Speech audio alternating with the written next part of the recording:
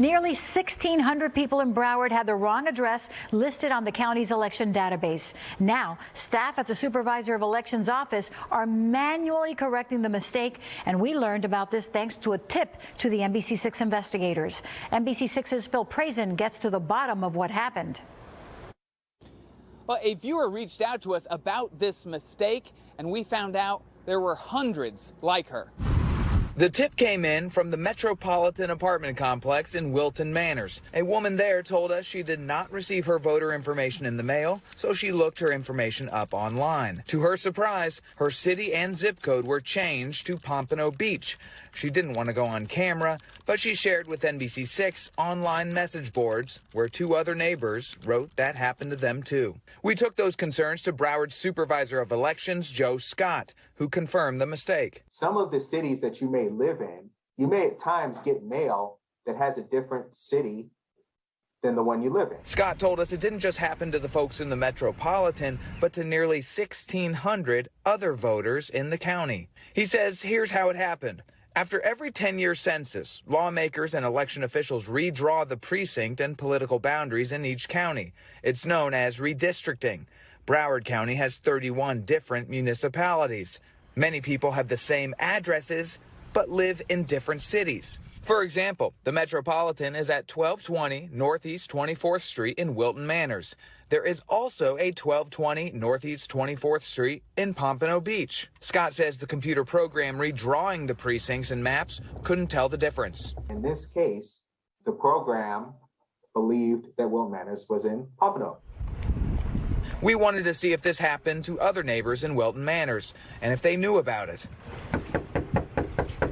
So we knocked on doors nearby to find out. I think it's kind of screwed up. We met Michael Sansevero, who's lived here since 2010.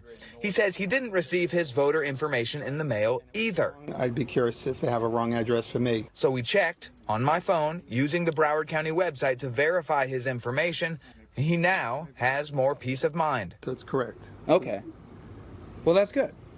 That is good. Like Michael, several others we talked to didn't know about it either and went to check their registration information online, and we found no other problems in person. Scott says the number of voters impacted is small, around 0.1% of their 1.2 million voters. His office is now going back to manually fix the addresses before Election Day, and he urges people to reach out if they see any mistakes. But we urge you to take a close look at that voter information card, and if anything looks concerning on there, please give us a call. And if you want to check your voter information online to see if it is correct, we have that link on our website, NBC6.com. Phil Prazen, NBC6 News. And just ahead of the primary election, I had the chance to go one-on-one with Broward County Supervisor of Elections, Joe Scott, to talk about how they're preparing for the big day. Joe, thank you so much for joining us. Jackie, thanks for having me. So big primaries coming, and I know that the mail-in ballots were already mailed out. Is there still time to request one? Absolutely. So the deadline to request a vote by mail ballot is August 13th, but I'll tell you that's way too late. By then, I would like to have all the voters already had those ballots back in the mail coming back to us by then. So how do you ensure that the ballots will be counted and that they will be safe? We have the signatures on file. Most of the time, it's the signature that comes off of your driver's license or your state ID, if that's where you registered to vote. And we have it in a system where we scan the envelope. There's a barcode on that envelope that pulls up your voter file, and then we take an image of that signature and we match it to the signature that we have on file. So it's actually matched on a computer screen where our employee either accepts or rejects that ballot. Then it goes through a sorting machine that'll separate out any ballots that were rejected. And those ballots don't get opened unless the voter cures it. So it's a very secure process, but at the same time, it's very efficient because we can quickly identify the problem ballots, get a notification to those voters. We can, if we have your email and cell phone number, we'll send you a text, we'll send you an email, but we also send out physical letters. We also do phone calls. We have multiple different ways that we try to contact people to let them know there's a problem, if there is. I know that earlier this month you did a logics and accuracy test on some of the equipment. How did that go?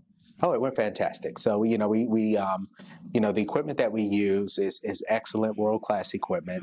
It's not anything that was part of any kind of controversy recently.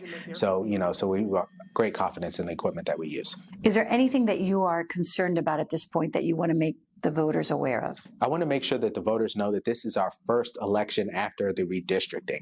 So if you think back, we had the census in 2020, and then using that census data, the lawmakers reallocated all of the different political districts that are out there, from Congress, state Senate, state House, county commission, school board, and even your city commission districts may have changed. And also as a result, we ended up moving around some of the precincts as well, and a lot of people's polling places changed. So very, very important to keep an eye out for that voter information card that's coming your way very soon, if you haven't gotten it already. And that voter information card will tell you where your polling place is, and you should make sure that you are going to your new polling place. We also have resources on our website to help you find your polling place. But ideally, that only applies if you wait till the last day. We have 23 early voting sites for this election, and I'm encouraging everybody to either vote by mail or to vote in person at one of our early voting sites. And finally, you mentioned the redistricting and the new polling places because of the census. Are there more? Is it the same amount? I know that there are different polling places. Yes, so there are fewer polling places now, but what I think we've done is that we've actually found the best and most desirable polling places. So, and virtually everybody in Broward County lives within 1 mile of a 1 mile radius of their polling place. So we have plenty of polling places, and everybody lives pretty close to one. As far as what we did, we made sure that we had places that had lots of parking, lots of space. So when you do get to that polling place, we won't have lines because you'll get in and out quickly.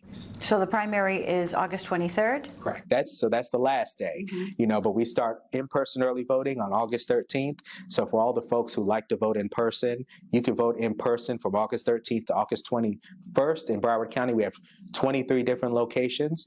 I'm pretty sure it's the same for Miami-Dade. There's also 23 locations across Miami-Dade. So both counties, you can go vote in person early, or you can go, or you can still request a vote by mail ballot. But if you want to wait till the last day, I just urge everybody to make sure you double check where your polling place is, because it may have changed. If you do early voting, you can go to any of the polling places? You can go to any early voting site. That's the great thing about early voting as opposed to election day. The other thing about early voting is that you can drop off your vote by mail ballot at any of those early voting sites. So that's another advantage. You cannot do that on election day. If you take your early voting, or if you take your vote by mail ballot to your polling place on election day, you'll be asked to vote in person, and they will scrap the vote by mail ballot. So you cannot hand them in on election day at your polling place. What you could do is take it to one of our offices. And in Broward County, we have 8 office locations now, and those 8 office locations are open now for anybody to drop off their ballot. Good luck to you, Joe.